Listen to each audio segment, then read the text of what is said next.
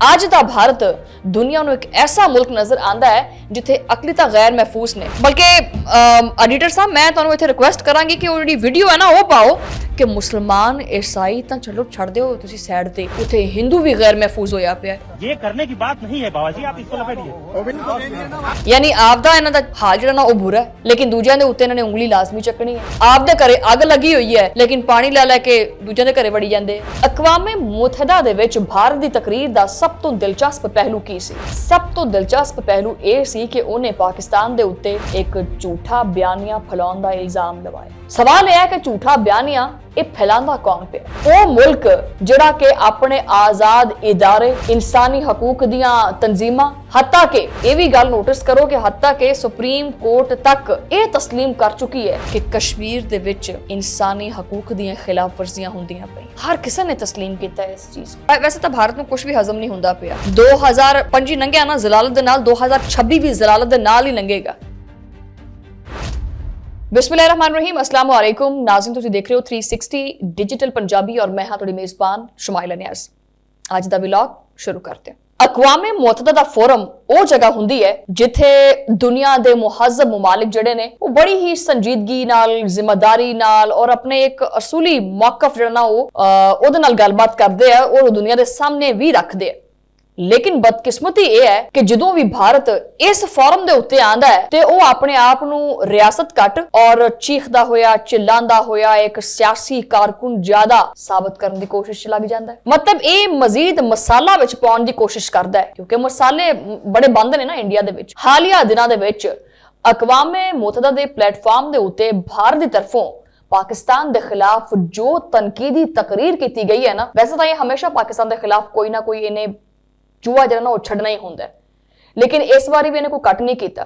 वो दरअसल पाकिस्तान के उत्ते हमला कट और उहदे विच भारत की आप दी घबराहट भी सी, बौखलाहट भी सी और अंदरूनी खौफ का इजहार वो ज्यादा लगता पिया सी। अच्छा, सवाल इत्थे की है? सवाल इत्थे ये है कि भारत ਨੂੰ आखिर ਜਿਹੜੀ ਇੰਨੀ ਤਕਲੀਫ ਜਿਹੜੀ ਹੁੰਦੀ ਪਈ ਹੈ ਉਹ ਕਾਹਦੇ ਕਰਕੇ ਹੈ? ਕਿਉਂਕਿ ਜਦੋਂ ਵੀ ਪਾਕਿਸਤਾਨ ਇਨਸਾਨੀ ਹਕੂਕ, ਕਸ਼ਮੀਰ ਜਾਂ ਆਲਮੀ ਇਨਸਾਫ ਦੀ ਗੱਲ ਕਰਦਾ ਹੈ ਤੇ ਭਾਰਤ ਦਾ ਜਿਹੜਾ ਬਲੱਡ ਪ੍ਰੈਸ਼ਰ ਹੈ ਨਾ ਉਹ ਉਹਦੇ ਦਿਮਾਗ ਨੂੰ ਚੜ ਜਾਂਦਾ ਹੈ। ਅਚਾਨਕ ਬਲੱਡ ਪ੍ਰੈਸ਼ਰ ਵਧਣਾ ਸ਼ੁਰੂ ਹੋ ਜਾਂਦਾ ਹੈ, ਦਿਮਾਗ ਇਹਦਾ ਫਟਣਾ ਸ਼ੁਰੂ ਹੋ ਜਾਂਦਾ ਹੈ। ਔਰ ਇਹ ਭਾਰਤ ਨੇ ਕੋਈ ਇੱਕ ਵਾਰੀ ਨਹੀਂ ਕੀਤਾ, ਇਹ ਭਾਰਤ ਦਾ ਆਪਣਾ ਇੱਕ ਪੁਰਾਣਾ ਰੱਟਾ ਰਟਾਇਆ ਇੱਕ ਪੁਰਾਣਾ ਬਿਆਨੀ ਹੈ ਜਿਹੜਾ ਇਹ ਅਜ਼ਲਾਂ ਤੋਂ ਦੁਹਰਾਉਂਦਾ ਹੀ ਆ ਰਿਹਾ। ਦਹਿਸ਼ਤਗਰਦੀ, ਇਲਜ਼ਾਮਾਤ ਔਰ ਪਾਕਿਸਤਾਨ ਨੂੰ ਬਦਨਾਮ ਕਰਨ ਦੀ ਇੱਕ ਨਾਕਾਮ ਕੋਸ਼ਿਸ਼। ਅੱਛਾ, ਇਹ ਇੰਨੀ ਦਫਾ ਨਾਕਾਮ ਹੋ ਗਿਆ ਹੈ ਲੇਕਿਨ ਫਿਰ ਵੀ ਇਹ ਕੋਸ਼ਿਸ਼ ਛੱਡਦਾ ਨਹੀਂ ਹੈਗਾ। ਬਹਰਹਾਲ ਇਹ ਵੀ ਇੱਕ ਨਾਕਾਮ ਕੋਸ਼ਿਸ਼ ਕੀਤੀ ਗਈ। ਮਗਰ ਮਸਲਾ ਇੱਥੇ ਇਹ ਹੈ ਕਿ ਕੀ ਹੁਣ ਦੁਨੀਆ ਉਹ ਭਾਰਤ ਦੇਖਦੀ ਪਈ ਹੈ ਜਿਹੜਾ ਕਿ ਆਪਦੇ ਆਪ ਨੂੰ ਵੇਚਣ ਦੀ ਕੋਸ਼ਿਸ਼ ਕਰਦਾ ਹੈ? ਦੱਸੋ ਨਾ। ਅੱਜ ਦਾ ਭਾਰਤ ਦੁਨੀਆ ਨੂੰ ਇੱਕ ਐਸਾ ਮੁਲਕ ਨਜ਼ਰ ਆਂਦਾ ਹੈ ਜਿੱਥੇ ਅਕਲੀ ਤਾਂ ਗੈਰ ਮਹਿਫੂਜ਼ ਨੇ। ਬਲਕਿ ਐਡੀਟਰ ਸਾਹਿਬ ਮੈਂ ਤੁਹਾਨੂੰ ਇੱਥੇ ਰਿਕੁਐਸਟ ਕਰਾਂਗੀ ਕਿ ਉਹ ਜਿਹੜੀ ਵੀਡੀਓ ਹੈ ਨਾ ਉਹ ਪਾਓ ਕਿ ਮੁਸਲਮਾਨ ईसाई ਤਾਂ ਚਲੋ ਛੱਡ ਦਿਓ ਤੁਸੀਂ ਸਾਈਡ ਤੇ, ਉੱਥੇ ਹਿੰਦੂ ਵੀ ਗੈਰ ਮਹਿਫੂਜ਼ ਹੋਇਆ ਪਿਆ। ਇੱਕ ਵੀਡੀਓ ਬੜੀ ਸੋਸ਼ਲ ਮੀਡੀਆ ਤੇ ਜਿਹੜਾ ਨਾ ਉਹ ਸਰਕੂਲੇਟ ਕਰਦੀ ਪਈ ਹੈ ਕਿ ਹਿੰਦੂ ਨੂੰ ਵੀ ਆਪਣੇ ਕੱਪੜੇ ਲਾ ਕੇ ਵਿਖਾਉਣਾ ਪੈ ਰਿਹਾ ਕਿ ਇਹ ਵੇਖੋ ਮੈਂ ਮੁਸਲਮਾਨ ਨਹੀਂ ਹੈਗਾ। बाकी की तो गल तुम छड़ ही दियो। ये करने की बात नहीं है बाबा जी, आप इसको लपेटिए।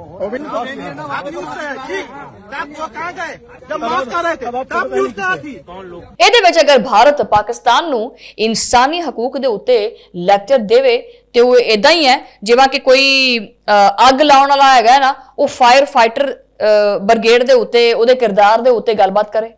ਯਾਨੀ ਆਪਦਾ ਇਹਨਾਂ ਦਾ ਹਾਲ ਜਿਹੜਾ ਨਾ ਉਹ ਬੁਰਾ ਹੈ ਲੇਕਿਨ ਦੂਜਿਆਂ ਦੇ ਉੱਤੇ ਇਹਨਾਂ ਨੇ ਉਂਗਲੀ ਲਾਜ਼ਮੀ ਚੱਕਣੀ ਹੈ। ਆਪਦੇ ਘਰੇ ਅੱਗ ਲੱਗੀ ਹੋਈ ਹੈ ਲੇਕਿਨ ਪਾਣੀ ਲੈ ਲੈ ਕੇ ਦੂਜਿਆਂ ਦੇ ਘਰੇ ਵੜੀ ਜਾਂਦੇ ਕਿ ਆਓ ਤੁਹਾਡੀ ਅੱਗ ਬੁਝਾਣੇ ਆ ਅਸੀਂ। ਅਕਵਾਮੇ ਮੁਤਹਦਾ ਦੇ ਵਿੱਚ ਭਾਰਤ ਦੀ ਤਕਰੀਰ ਦਾ ਸਭ ਤੋਂ ਦਿਲਚਸਪ ਪਹਿਲੂ ਕੀ ਸੀ? ਸਭ ਤੋਂ ਦਿਲਚਸਪ ਪਹਿਲੂ ਇਹ ਸੀ ਕਿ ਉਹਨੇ ਪਾਕਿਸਤਾਨ ਦੇ ਉੱਤੇ ਇੱਕ ਝੂਠਾ ਬਿਆਨੀਆ ਫੈਲਾਉਣ ਦਾ ਇਲਜ਼ਾਮ ਲਗਾਇਆ। ਸਵਾਲ ਇਹ ਹੈ ਕਿ ਝੂਠਾ ਬਿਆਨੀਆ ਇਹ ਫੈਲਾਉਂਦਾ ਕੌਣ ਪਿਆ?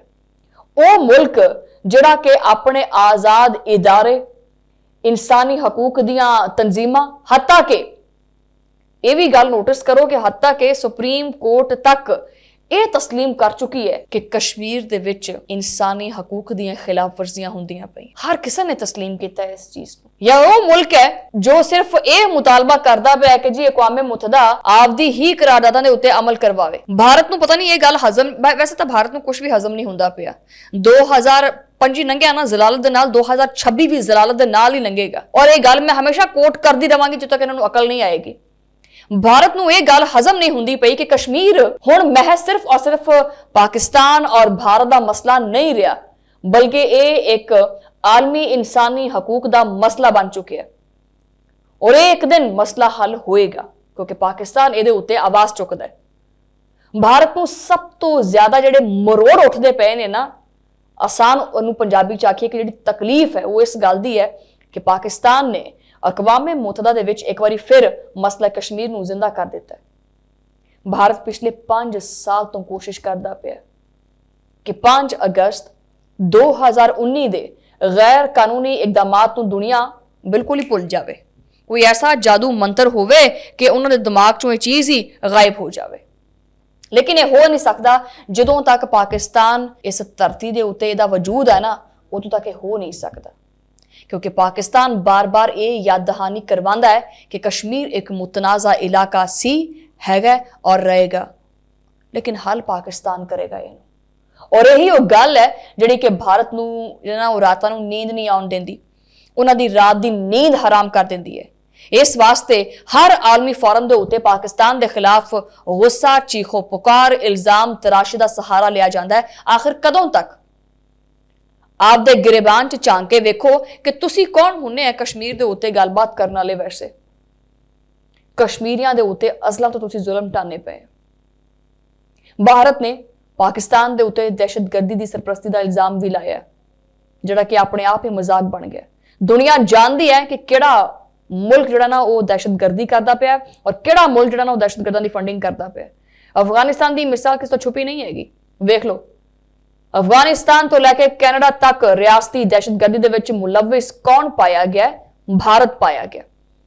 ਕੈਨੇਡਾ ਦੇ ਵਿੱਚ ਸਿੱਖ ਰਹਿਨੁਮਾ ਦੇ ਕਤਲ ਦੇ ਇਲਜ਼ਾਮਾਤ, ਅਮਰੀਕਾ ਵਿੱਚ ਕਤਲ ਦੀ ਮਨਸੂਬਾਬੰਦੀ ਦੇ ਇਨਕਸ਼ਾਫਾਤ ਸਾਰਿਆਂ ਦੇ ਸਾਹਮਣੇ ਨੇ। ਔਰ ਸਿਰਫ ਇਹ ਗੱਲ ਇੱਥੇ ਖਤਮ ਨਹੀਂ ਹੁੰਦੀ। ਯੂਰਪ ਦੇ ਵਿੱਚ ਭਾਰਤੀ ਖੁਫੀਆ ਨੈਟਵਰਕ, ਇਹ ਸਾਰਾ ਕੁਝ ਜਿਹੜਾ ਨਾ ਉਹ ਭਾਰਤ ਦੇ ਚਿਹਰੇ ਦੇ ਉੱਤੇ ਇੱਕ ਕਰਾਰਾ, ਆ ਹੱਥ ਵੇਖਿਆ ਮੇਰਾ ਕਿੰਨਾ ਭਾਰਾ ਹੈ, ਇਹ ਭਾਰਤ ਦੇ ਚਿਹਰੇ ਦੇ ਉੱਤੇ ਨਾ ਇੱਕ ਤਮਾਚਾ ਹੈ। ਇਹ ਜਿੰਨਾ ਆਪਣੇ ਆਪ ਨੂੰ ਛੁਪਾਉਣ ਦੀ ਕੋਸ਼ਿਸ਼ ਕਰਦੇ ਆ, ਚੀਜ਼ਾਂ ਉਨੀਆਂ ਹੀ ਵਾਜ਼ਿਹ ਹੋ ਜਾਂਦੀਆਂ।